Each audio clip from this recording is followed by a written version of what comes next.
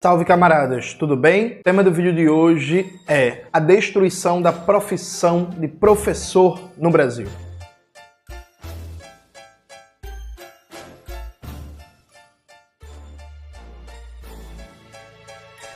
Antes de começar propriamente o tema do vídeo do canal, quero muito agradecer a você que ajuda a manter e melhorar nosso canal a partir do Apoia-se. Seu apoio é fundamental e indispensável para a gente continuar o nosso trabalho. Preferir o Pix está aparecendo aqui como QR Code na tela do vídeo. Camaradas, note, saiu uma matéria muito boa no jornal O Globo, e aí me perdoem a fonte, né? Mas enfim, a matéria é boa. Inclusive dá os créditos ao Bruno Alfano, que escreveu a matéria muito boa, Bruno. Maxwell tá colocando a matéria aí na tela. Sem direitos trabalhistas, professores temporários já são metade dos docentes nas redes estaduais. Vamos fazer aqui um debate sobre isso, né? Que eu acho que isso diz muito sobre uma série de elementos da luta de classes em curso no Brasil de hoje. Vamos lá. Primeiro ponto. Há um apagão de professores no Brasil, né? É muito comum, inclusive, você não ter professor com a sua correspondente formação dando uma disciplina, né? Quem está dando aula de matemática não é formado em matemática, quem está dando aula de geografia não é formado em geografia, quem está dando aula de ciências biológicas, de biologia, não é formado em biologia, dando aula de física e química não é formado em física e química, e por aí vai.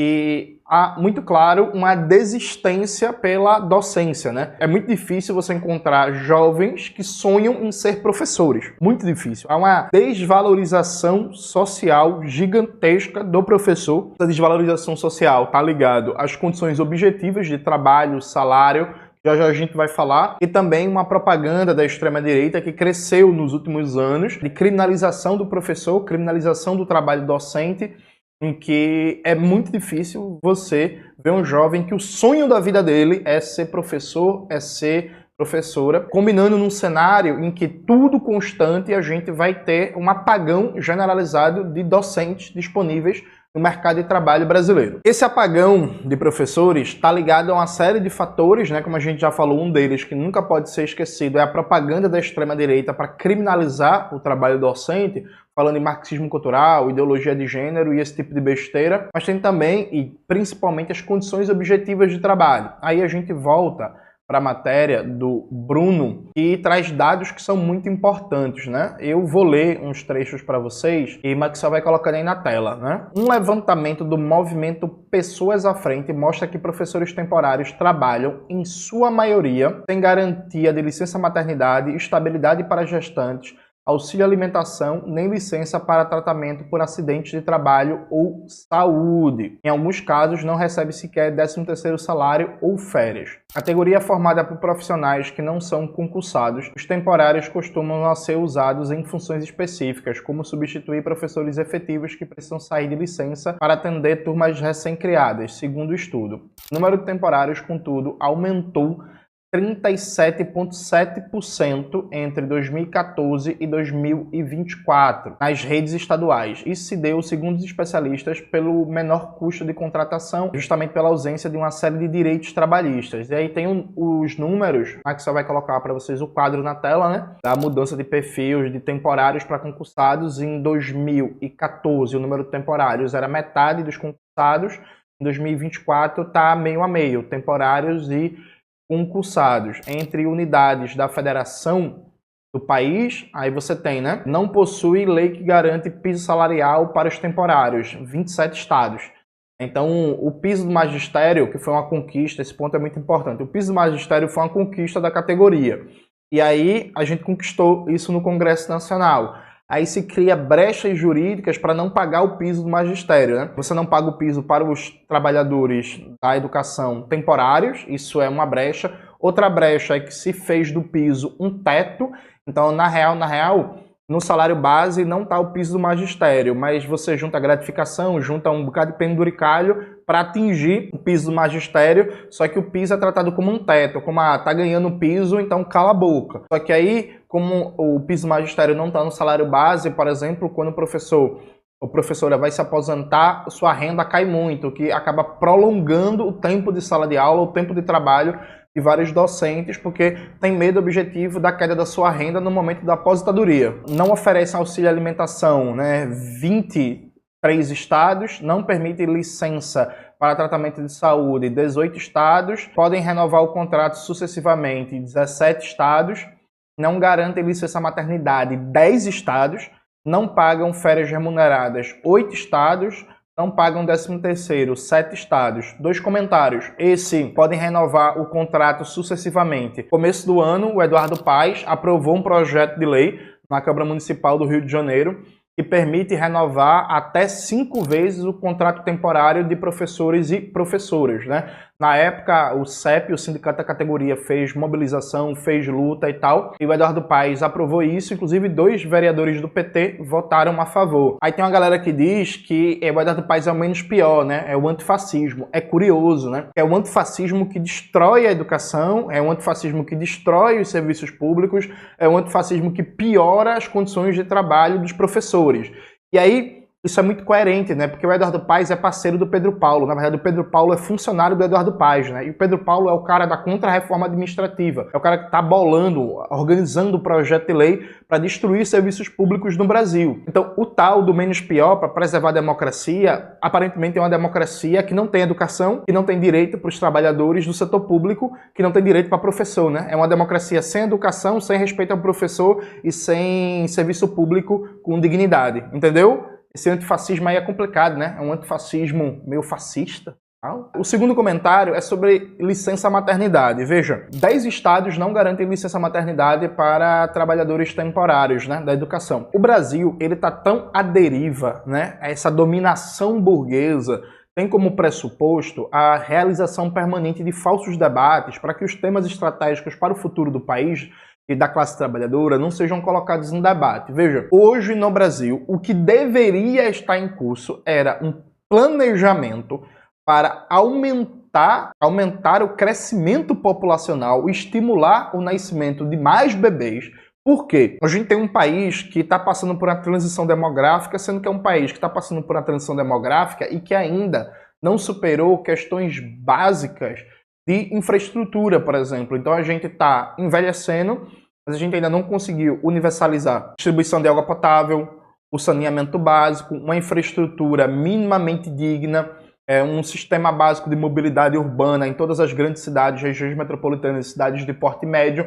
Então a gente tem muitas demandas que exigem um contingente significativo de força de trabalho, porque a gente tem um processo de uma infraestrutura precária, uma infraestrutura típica de um país de capitalismo independente com várias deficiências, e a gente não conseguiu universalizar ainda o básico da dignidade humana, como universalizar o serviço de qualidade de oferecimento de água potável. Então, hoje, deveria ser uma prioridade no Brasil aumentar o número de nascimentos para a gente aproveitar esse espaço demográfico dentro de um projeto econômico, dentro de um plano econômico, para a gente vencer essas tarefas e conseguir envelhecer com mais qualidade, dispensando contingentes significativos da força de trabalho para realizar tarefas básicas, como consertar problemas fundamentais da infraestrutura. Deveria estar em debate, em planejamento no Brasil. A gente deveria criar estímulo para as pessoas terem mais filhos, né? E aí ampliar a licença maternidade, ampliar a licença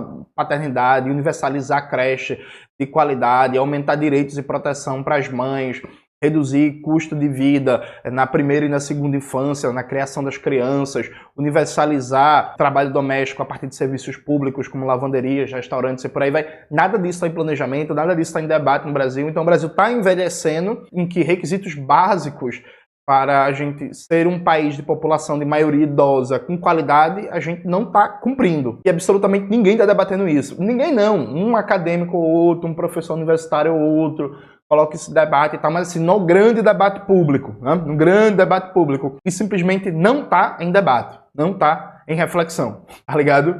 É surreal, enfim, mas vamos continuar aqui. Aí tem algumas informações, né, que são importantes sobre esse trabalho precário. Esse professor chega na escola já em fevereiro, professor com contrato precário. Então não participa da formulação pedagógica do ano escolar, o que é muito ruim para o trabalho. E é difícil trabalhar bem, gerar no aluno admiração pelo professor quando esse está preocupado com as contas no final do mês, afirma Israel Batista. Aí desce um pouquinho, eles começam com um debate, com a regulação do marco legal dos temporários. E aí veja, eu não acho que é aí que está a questão central. E aí vamos aqui fazer um debate. Primeiro, nenhum país consegue superar a dependência sem um sistema nacional de inovação. Países de capitalismo dependente, como é o caso do Brasil, são historicamente consumidores de tecnologia, produzido nos países centrais do capitalismo, né? Ainda que a gente tenha, na história brasileira, tido alguns nichos de produção tecnológica, a gente ainda tem, diga-se de passagem, né? Por exemplo, a Embraer, uma Petrobras e por aí vai. O conjunto da economia brasileira é um conjunto consumidor de tecnologia importada, né?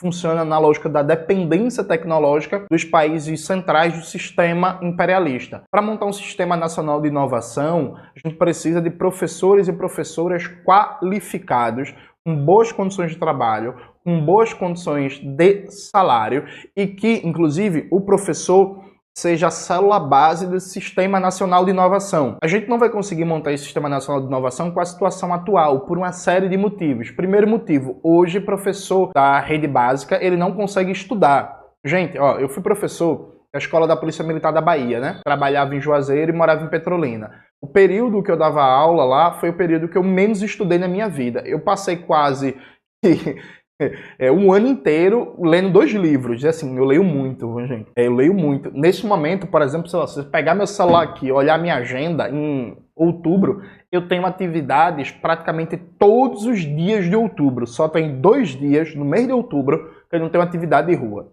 Todos os dias de outubro a agenda está preenchida assim, ó, é um absurdo. E mesmo assim, eu consigo ler, consigo estudar. Eu terminei agora, por exemplo, inclusive em breve eu vou falar desse livro com vocês no canal, né?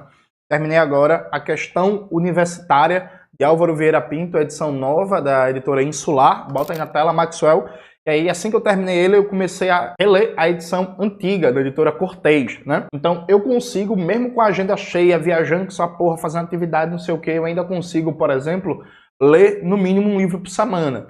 Na época que eu era professor da Rede Estadual da Bahia, eu não conseguia ler, pô. Eu passei quase 4 meses para ler aquele livro Alfaiate de do Lúcio Magri, acho que é Magri, da Boitempo Editorial. Inclusive, livro fantástico, diga-se de passagem. Livraço. Bota aqui na tela, Maxwell. Livro muito, muito, muito, muito bom. Então, o professor ele não consegue estudar. Por um lado, o professor não consegue estudar. Por outro lado, nenhuma pessoa que está dedicando a sua vida para, porra, me formei, fazendo especialização, fazendo mestrado, doutorado, fazendo curso de idiomas e tal, vai querer ficar na educação básica. Assim, existem professores que têm mestrado, doutorado, falam 2, 3 idiomas, estão dando aula para ensino fundamental, para ensino médio, porque querem, existe. É exceção. É todo professor que consegue fazer um mestrado, fazer um doutorado e tal, ele quer correr para o ensino superior, que é onde paga um pouquinho melhor, né? Nem muito melhor, viu? Presta atenção. É onde paga um pouquinho melhor. Então, é quase que um pressuposto da estrutura educacional hoje do Brasil, que é isso. Se você, pô, me formei, escrevo livro, participo de pesquisa acadêmica, tenho mestrado, tenho doutorado, eu vou fugir da escola. Eu vou fugir do ensino de base.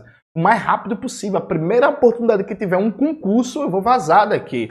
Por quê? Você está na escola, você não tem tempo de estudar, você não tem tempo de ler, você não tem tempo de se preparar, você não tem tempo de trazer o conhecimento que você adquiriu para a sala de aula, porque não tem tempo, porque a jornada de trabalho é exaustiva, porque o salário é baixo, porque a sala de aula está com 40, 45, 50 alunos. Veja, o ideal é uma sala de aula com no máximo 25 alunos, no máximo. Inclusive, o plano perfeito é uma sala de aula com 15 a 20 alunos, tá ligado? Plano perfeito. Sala de aula com 15 a 20 alunos. Então você não consegue trazer o conhecimento adquirido, não consegue trazer o debate acadêmico, o acúmulo científico para sala de aula. Simplesmente não dá. Inclusive, há uma tendência de propositalmente criar plano de cargos e carreiras que quase que penalizam o professor por ter mestrado e doutorado. É o caso, por exemplo, do Vinícius Labanca em São Lourenço da Mata, né? Que criou um plano de cargos e carreiras que o professor não recebe a mais por doutorado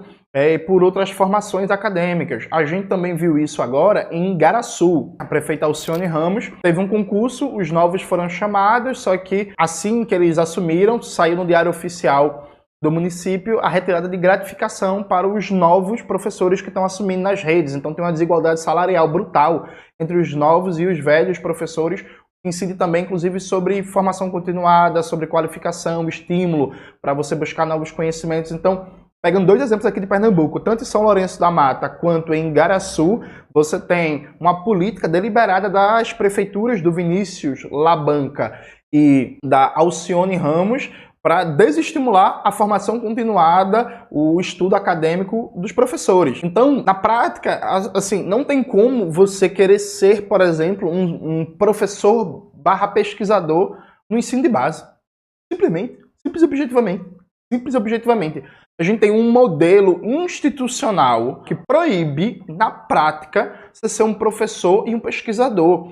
Você ser um elo entre a pesquisa acadêmica e a realidade da escola, porque essa também deveria ser uma das funções do professor. O professor que não está na universidade, que não está diretamente conectado à pesquisa acadêmica, ele passa pela academia, ele passa pela universidade, ele faz especialização, graduação, mestrado, doutorado e poderia e deveria, no seu ensino cotidiano, ser um estimulador do aluno já na escola, conhecer o que é pesquisa acadêmica, saber o que é um artigo científico, saber como é que faz pesquisa, saber a diferença de metodologia científica das ciências humanas para as ciências da natureza, entender o que é, por exemplo, uma pesquisa sociológica, o que é uma pesquisa na área de química. Quem é professor, por exemplo, de colégio de aplicação, por exemplo, conhece bem o colégio de aplicação da UFPE. Lá, os alunos fazem PIBIC, os alunos têm contato com esse mundo acadêmico, porque o colégio de aplicação é uma realidade muito diferente do que a maioria dos colégios, né?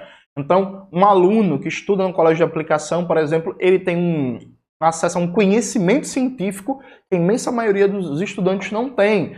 Então, a partir do momento que você trabalha numa ideia de que, cria-se um modelo e o objetivo é precarizar ao máximo o trabalho docente e economizar ao máximo com o trabalho docente, piorar ao máximo as condições do trabalho docente, você está matando a possibilidade de você criar um sistema nacional de inovação. Está matando a ideia do Brasil um dia deixar de ser dependente tecnologicamente e ser um produtor e vanguarda mundial de tecnologia. Não existe possibilidade do Brasil hoje montar um sistema nacional de inovação digno deste nome quando a célula básica do Sistema Nacional de Inovação, que é o trabalho docente, o trabalho do professor e da professora, é tão desvalorizado, é tão precarizado, é tão atacado, e metade dos professores do Brasil inteiro estão em trabalhos precários, temporários. Característica média, o professor tem 2, 3 contratos para conseguir o salário um pouquinho mais decente. E aí a gente precisa dizer com muita tranquilidade que essa tendência de precarização máxima do trabalho docente não é só algo do governo de direita e de extrema direita. Isso é algo nacional. É governo de direita, governo de extrema direita, governo progressista. Então, aqui em Pernambuco, o PSB passou 16 anos no governo do estado. Foram 8 anos de Eduardo Campos, 8 anos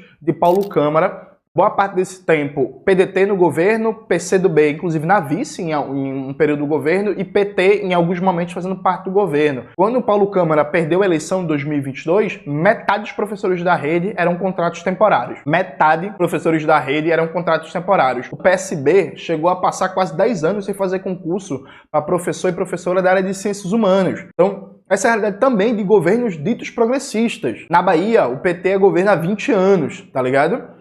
Vai olhar os números da Bahia, não faz muita diferença entre os números de Minas Gerais, os números de São Paulo, os números de Rio de Janeiro, em termos de professores efetivos e professores temporários. A prática hoje é que, do ponto de vista de governo progressista, do ponto de vista de governo de direita ou governo de extrema direita, a tendência geral de todos eles é buscar precarização do trabalho docente, é não realizar concurso, é investir em contratos temporários, é conseguir aprovar medidas legislativas para renovar quantas vezes for possível os contratos precários. E aí isso se insere no debate da contra-reforma trabalhista. A contra-reforma trabalhista que está tramitando no Congresso, a ideia é pegar essa realidade dos contratos temporários e universalizar elas. O Pedro Paulo, o amigo do Eduardo Paes, ele fala que quer ordenar os contratos temporários, quer colocar regras, quer criar um cadastro nacional de contratos temporários. Isso é mentira, gente. Isso é chaveco. O que ele quer é sistematizar essa prática, ampliá-la ao máximo para universalizar ainda mais. Então ele quer acelerar a ideia de contratos temporários e acabar, na prática, com concurso público para professor e professora. É isso que está colocado. É este o objetivo que vem sendo desenhado na contra-reforma trabalhista do Pedro Paulo. Aí, alguém vai dizer assim, mas João, você está ignorando que o governo Lula lançou mais licenciatura. Gente, mais licenciatura não resolve o problema. Não resolve o problema. Vai ter um aumento imediato do número de vagas preenchidas para licenciatura, porque as pessoas vão atrás da grana, normal, inclusive compreensível, 100%. Estou aqui fazendo juízo moral de ninguém, pegue mesmo dinheiro, tal. Outra coisa é ver se a pessoa, por exemplo, depois que se formar, vai se manter na docência, viu? Porque, por exemplo, da minha turma formada em História, se formou uns 40, 42 e por aí vai. Não tem nem 10 na sala de aula. Tem nem 10 na sala de aula. A maioria correu da sala de aula. Ou foi virar comerciante, foi fazer um segundo curso, virou cabeleireira, virou personal trainer, virou não sei o quê. Todo mundo correu da sala de aula. Há uma tendência das pessoas que estão correndo da sala de aula o máximo que podem, porque o índice de adoecimento é gigantesco. Quando eu debati com aquele sujeitinho lá, o Wilker, ex-leão, a gente trouxe o dado, né, sobre afastamento do trabalho docente por doença. A gente está falando dos dados em Minas Gerais, por exemplo. Isso não é diferente no Brasil, é uma tendência geral. Em Minas Gerais eram 20 mil professores, juntando professores da rede estadual e da rede municipal de BH, 20 mil professores que pedem afastamento todo ano do trabalho por motivo de doença, tá ligado? Os dados em São Paulo são nessa faixa também, de 20 a 25 mil. E aí vai diminuindo a depender do número absoluto de população no estado, mas essa é a tendência. Todo ano a cada 10 professores, 2, 3 estão pedindo afastamento, às vezes até mais, diga-se de passagem, estão pedindo afastamento do trabalho por causa de adoecimento físico, adoecimento mental, e todo tipo de problema que você possa imaginar. Então, o Mais Licenciatura, ele não vai resolver o problema. Ele pode até dar uma respostazinha imediata. E esse é o problema. Veja, eu em breve, vou gravar um vídeo com vocês sobre segurança pública. Uma das teses que a gente vai defender no vídeo é que o discurso médio progressista é dizer assim, o que combate a violência na raiz é mais educação, é mais políticas sociais, combate às desigualdades, mas é mentira desse campo progressista que ele dá prioridade à educação. É mentira. Não vai dizer assim, mas Jones, quando no governo do PT ampliou o número de universidades, ampliou o concurso, tudo isso é verdade. Dito isto, nunca foi feito nada para realmente criar uma transformação profunda do sistema educacional brasileiro, e não só no plano federal, no plano estadual também. Plano estadual também, onde existem governos estaduais e governos municipais ditos progressistas, não há nenhuma preocupação efetiva de enfrentar a situação cada vez mais trágica do trabalho docente. Então a gente está indo para uma quadra histórica em que a tendência é a gente ter um desprezo cada vez maior pelo trabalho docente, uma fuga do trabalho docente, as condições de trabalho estão cada vez piores. Se a contra-reforma administrativa for aprovada, a situação aí é que descarrila mesmo, aí é que o negócio vai para desgraça mesmo, e isso priva o país de capacidade objetiva, em termos de material humano, força de trabalho, de montar um sistema nacional de inovação e de criar uma dinâmica. Porque, repare, o Sistema Nacional de Inovação é algo parecido com revelar talentos do futebol. Como assim, Jonas? Eu vou dar um exemplo para vocês que é fácil de entender. Veja, por que o Brasil revela muitos jogadores bons? Porque no Brasil o futebol é o esporte mais popular do Brasil. Praticamente todo mundo joga futebol. Então quando você tem mais de 5, 8, 9 milhões de garotos e garotas jogando futebol, volta e meia você vai revelar um Rafinha, você vai revelar um Vini Júnior, você vai revelar um Neymar, um Romário, um Ronaldo e tal. Porque você tem milhões de pessoas, jogando futebol. Então é claro que dos milhões de jovens, garotos e garotas que jogam futebol no Brasil, nem todo mundo vai ser um jogador do nível de um Neymar, né, do nível de um Yuri Alberto, né, que Yuri Alberto é um bom jogador, vou aqui defender ele, só não pode deixar ele bater pênalti, bom jogador. No nível de um Yuri Alberto, de um Alan Patrick, por aí vai, normal. Vai ter um bocado de gente que vai ser ruim, vai ter um bocado de gente que não vai virar jogador profissional, que vai consumir futebol como amador e tal. Mas a partir do momento que você tem um país que respira futebol, isso fica mais fácil você revelar craques. Então, por que o Brasil revela mais grandes jogadores do que, sei lá, Dinamarca? Porque o futebol é muito mais popular no Brasil que na Dinamarca. Não é só questão de tamanho populacional. Se a gente for fazer um número proporcional vis-à-vis do tamanho da população, o Brasil revela muito mais jogadores bons do que a Dinamarca. É uma questão de cultura, né? Quando é assim, a Espanha, por exemplo, um país muito menor em termos populacionais e tal, que o Brasil, a Espanha vem revelando muitos grandes jogadores nos últimos anos, porque o futebol é cada vez mais popular num país. Enfim, então produzir ciência tem algo semelhante. Veja, nem todo mundo vai ser Einstein, não, viu? Nem todo mundo vai ser Stephen Hawking, nem todo mundo vai ser um Sérgio Leite, nem todo mundo vai ser um César Lattes, e por aí vai. Nem todo mundo vai ser um grande cientista, não. Mas a partir do momento que a ciência, a pesquisa científica, o conhecimento faz parte do dia a dia, faz parte do universo de milhões de brasileiros, você cresce as possibilidades da gente ter cada vez mais grandes cientistas, pesquisadores e pesquisadoras. Então, se você quer que a gente cada vez mais tenha os melhores na biologia, na química, na física, na astronomia, na matemática, na nanotecnologia, na biotecnologia, na engenharia e por aí vai, você precisa fazer com que cada vez mais pessoas tenham interesse por ciência, por pesquisa, por conhecimento, por literatura, né? Isso passa por uma escola de qualidade, com professores bem remunerados, que consigam fazer essa conexão entre a formação de base e a pesquisa acadêmica e científica. Isso passa por espalhar museus, observatórios astronômicos, centros de ciência, teatros, livrarias públicas e por aí vai pelo país, tá ligado? Quando você tem uma política que está pautada, primeiro, em austeridade, em corte de gastos, né? E uma onda geral de desvalorização da educação, do professorado, da escola, inclusive, o elemento central hoje no debate no Brasil educacional é PPP em escola, né? A privatização de escola. Com dinheiro do BNDES, financiamento do BNDES. Aí eu faço a crítica que o governo Lula defende uma política neoliberal em que o BNDES funciona como uma agência geral das privatizações. Inclusive está financiando a privatização de escolas. Em São Paulo, o Tarcísio de Freitas.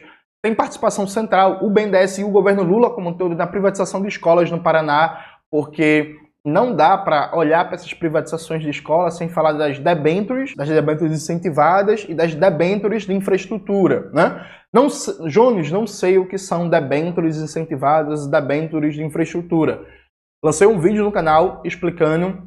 O título do vídeo é Jones Manuel versus Fernando Haddad, neoliberalismo e privatizações. Assistam lá no canal, por favor. Então veja, a gente está vivendo uma tragédia a olhos vistos. Tragédia a olhos vistos, em que é um problema que se agrava cada vez mais e quanto mais for demorado para dar resposta, mais difícil vai ser para ter a solução. Darcy Ribeiro estava certo, né? Ele dizia que a crise na educação é um projeto da classe dominante.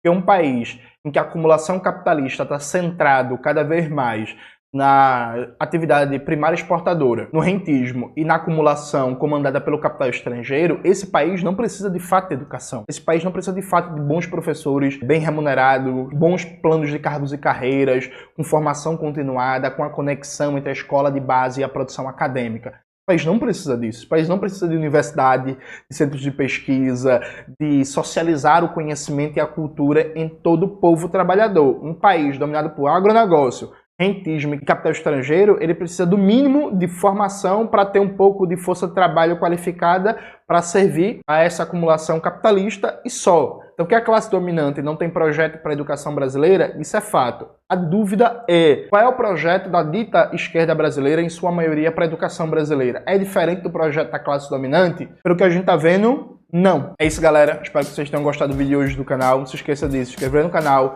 ativar o sininho, curtir esse vídeo, compartilhar e tudo isso que vocês já sabem. Um beijo e até a próxima.